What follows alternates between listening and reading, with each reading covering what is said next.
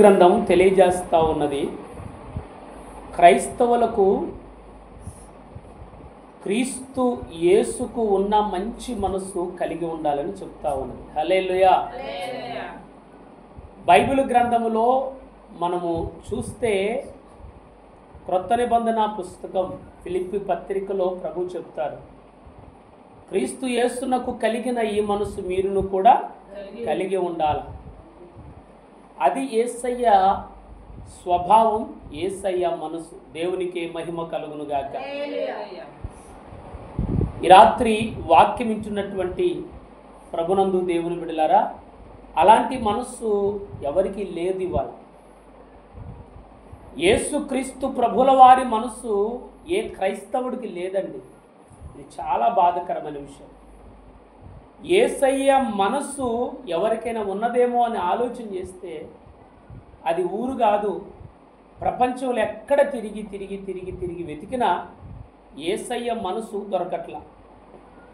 ఎవరి మనసు దొరుకుతుందంటే క్లారిటీగా బైబిల్కు వ్యతిరేకమైనటువంటి మాట, దయ్యపు మనసు దొరుకుతుంది ప్రతి ఒక్కరికి. అది నీకైనా నాకైనా మనలో ఎవరికైనా యేసయ్య మనసు ఉండట్లేదు, అపవాది మనసు ఉంటుంది మనలో. యేసయ్య మనసు ఇతరులకు కీడు కలిగించదు. స్తోత్రం కలుగునుగాక. యేసయ్య మనసు ఒక మాట ఒకరినంటే ఆ మాటకు వెనువెంటనే ఎదురు సమాధానం, బదులు ఆశించదు. యేసయ్య మనసు ఆశిస్తుందండి. ఒక మాట ఇతరులు మనం అంటే, లేదా ఇతరులు మనల్ని ఏదైనా ఒక మాట అంటే మన వెంటనే మాట జార విడుస్తున్నాం. అది యేసయ్య మనసా? అపవాది మనసే క్రైస్తవులో ఉంటుంది, కానీ దేవుని మనసు ఉండట్లేదు. ఇది చాలా బాధాకరం. నేను కొన్ని సందర్భాల్లో వ్యక్తిగతంగా బాగా ఆలోచిస్తూ ప్రార్థన చేస్తున్నప్పుడు, కొన్ని ఆలోచనలు వస్తున్నప్పుడు బాధేసే విషయం ఏంటంటే, అసలు ఎందుకు భక్తి చేస్తున్నారా వీళ్ళు అనిపిస్తుంది. ఎందుకు ప్రభు దగ్గరకు వస్తున్నారు నాయనా వీళ్ళు అనిపిస్తుంది.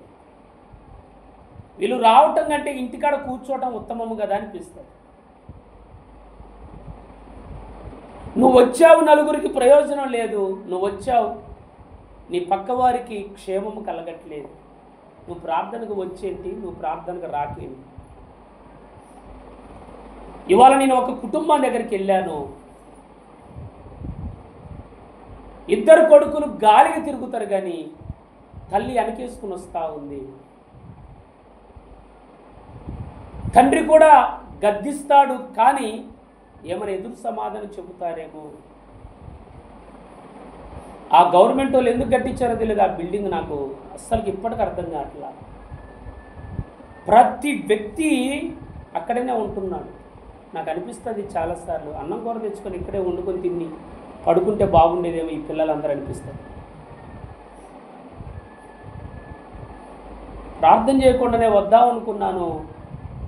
కొడుకుల గురించి, ఇద్దరు గురించి వెనకేసుకొని వస్తూ ఉంటే మనసు చలిస్తూ ఉండేది. నాకు చలించటం వల్ల ప్రార్థన చేయడానికి కూడా నాకు మనసు రాలే. దేవుని బిడ్డలు అనబడినటువంటి ఎవరైనా సరే క్రీస్తు స్వారూప్యంలోనికి నిదానంగా రావటానికి ప్రయత్నించారు. నీలో నాలో వెనువెంటనే మార్పు జరుగుతుంది అంటే అది అసంభవం. వెంటనే ఎవరికి జరగదు. పేపరా చేయిపెట్టిన వెంటనే చినగటానికి కాదు కదా. క్లాత కత్తెర పెట్టిన వెంటనే తెగటానికి, కట్ అవ్వటానికి కాదు కదా. మార్పు జరుగుద్ది, అది కొంచెం కొంచెం కొంచెం ముందుగా జరుగుతూ ఉంటుంది. మార్పు ఒకటేసారి ఎవరు మార్పు చెందలేదు. యేసయ్య మనసు మనలో ఉంటే అది ఎవరికైనా ప్రయోజనమే. దేవునికి స్తోత్రం. యేసయ్య మనసుతో నువ్వు ఈ సమాజంలో బ్రతుకు, నీకు లేని బంధువులు ప్రతి ఒక్కరు పుడతారు. దేవునికి స్తోత్రం కలుగునుగా. నీ శత్రువులు నీ ఇంటికి వచ్చి పోతూ ఉంటారు రోజు నీ కోసం. ఎప్పుడు యేసయ్య మనస్సు మనము ధరించుకుంటే పిచ్చి పిచ్చి వంకర బుద్ధులు, పిచ్చి పిచ్చి పనికిమాలిన మాటలు, వదలబోతు మాటలు ఇలాంటివి చేస్తే దేవుడు బాధపడతాడు.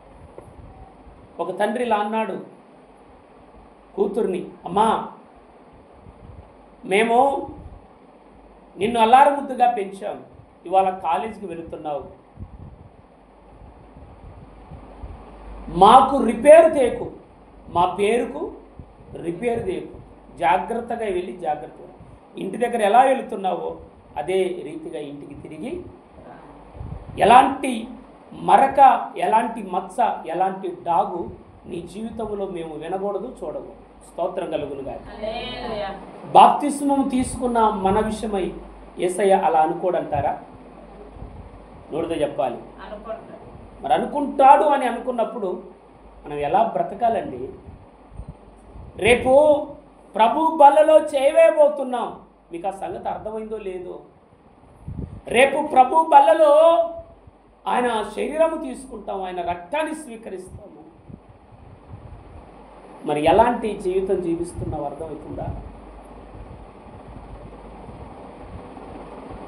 నీకు అనిపిస్తుందేమో ఏదో ఆదివారం మందిరానికి వెళ్ళాలి కాబట్టి, శనివారం ప్రార్థనకి వెళ్ళాలి కాబట్టి, గురువారం ప్రార్థనకు వెళ్ళాలి కాబట్టి వెళ్ళి రావాలి. వెళ్ళకపోతే ఫీల్ అవుతారు పాస్టర్. నువ్వు పాస్టర్ను ఉద్ధరిస్తున్నావేమో కానీ దేవునిని మాత్రం సంతోషపెట్టాలనే మనసు నీలో రావట్లా. అంటే ఇది ఎవరి మనసు అన్నట్టు? అక్క, ఎవరి మనసు ఇది? చెప్పాలి నోటితోటి.